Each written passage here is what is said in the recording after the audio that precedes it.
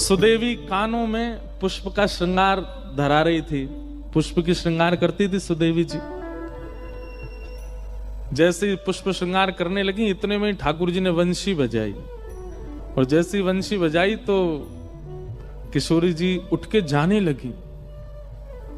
सुदेवी जी बोली, हे श्यामाजू, अभी श्रृंगार पूरा भयो नहीं, आप कहां जा रही हो? किशोरी जी बोली, है तो गयो सब श्रृंगार, मुकुट पहन लियो, गले में धारण कर लिया, हाथन में पम। बोले, कर्ण फूल तो धारण करो।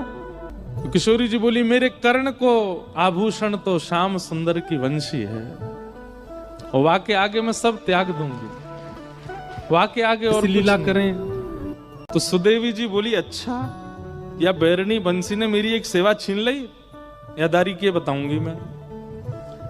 सो एक दिन ठाकुर जी सो रहे यमुना जी के तट पे, बढ़िया गहरी नींद में सो रहे थे। रात भर सोते तो है नहीं, रास करते हैं, दोपहर में ही सोते हैं, जब गैया चराने जाते हैं तभी ठाकुर जी शयन करते हैं।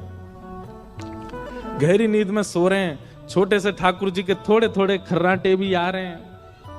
इतने में ही सुदेवी गई, और वहां ने जैसे ही देखी ठाकुर जी के लेटे भय, ये वंशी मेरी सेवा में विघ्न डारे।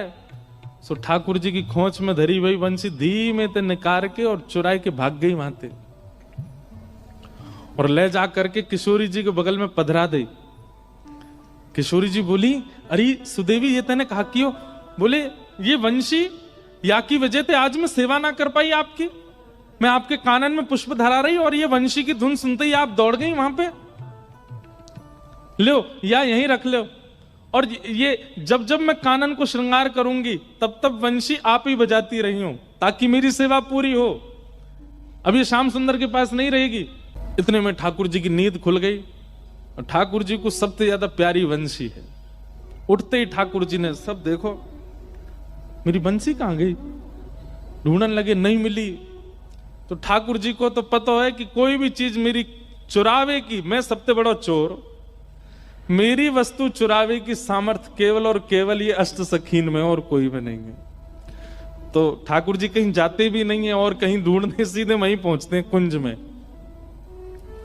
किशोरी जी बैठी हैं, सुदेवी जी सुंदर श्रृंगार कर रही हैं, ललता विशाखा पंखा जल रही है, आदि आदि सेवा चल रही है। इतने में ठाकुर जी गए, हाथ आग करके बोले, दे दो। नाम नहीं बोला सामग्री का, केवल हाथ आग कह रहे, दे दो। इतने में सुदेवी बोली, हम पे ना आए,